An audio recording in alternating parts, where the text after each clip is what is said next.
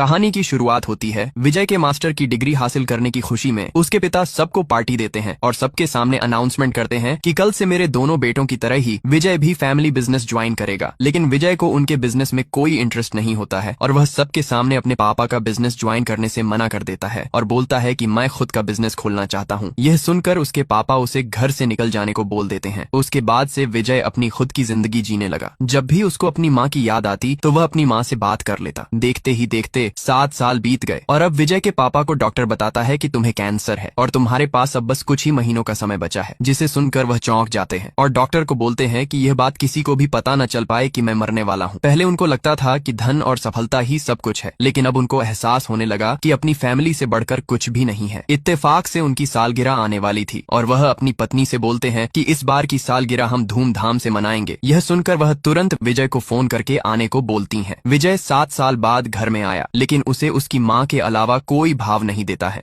विजय घर में 7 साल बाद तो आ गया, लेकिन देखता है कि घर में किसी का भी एक दूसरे से नहीं बन रहा है। छोटे भाई का बड़े भाई से और बड़े भाई का उनकी पत्नी से। ये सब देखकर विजय अपनी माँ से पूछता है कि ये सब क्या हो रहा है। घर में सब लोग एक के बाद एक खाना खा रहे हैं, लेकिन किसी ने भी तुम्हें खाने को नहीं पूछा। जिस पर माँ बोलती है, इस घर में जितने भी लोग रहते हैं उनमें कोई न कोई कमी जरूर है, लेकिन सबको साथ लेकर चलना ही एक माँ का धर्म है। अगले दिन जब डॉक्टर विजय के पापा का इलाज कर रहा था तो वह डॉक्टर से बोलते हैं कि मेरे मरने के बाद मेरा साम्राज्य संभालने के लिए मेरे 2 शेर जैसे बेटे हैं, मैं उनको मरने से पहले सब कुछ सच सच बता दूंगा। जिस पर डॉक्टर बोलता है कि वो सब तो ठीक है, लेकिन तेरा वारिस कौन होगा। इधर कर्ज में डूबा हुआ छोटे भाई को लगता है कि पापा मुझे वारिस बनाएंगे, एक और बड़े भाई को लगता है कि पापा मुझे वारिस बनाएंगे। हॉस्पिटल में एडमिट विजय के पापा को जेपी का फोन आता है और बोलता है कि तू खुद को टेंडर का किंग समझता है ना, अब मुझे तेरे टेंडर का पूरा डिटेल मिल गया है। ये सुनकर वह गुस्से में ऑफिस जाते हैं और टेंडर की डिटेल लीक होने की वजह से सबको खूब डांटते हैं। तभी उनको न्यूज़पेपर में विजय का फोटो दिख जाता है, जिसे देखकर वह खामोश हो जाते हैं।